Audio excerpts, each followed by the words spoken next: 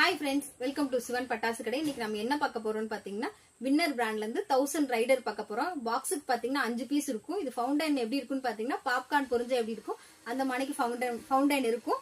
பட்டாசு புக் பண்ணணும்னு நினைச்சீங்கன்னா sivanpatasu.com saibabacrackers.comல புக் பண்ணுங்க.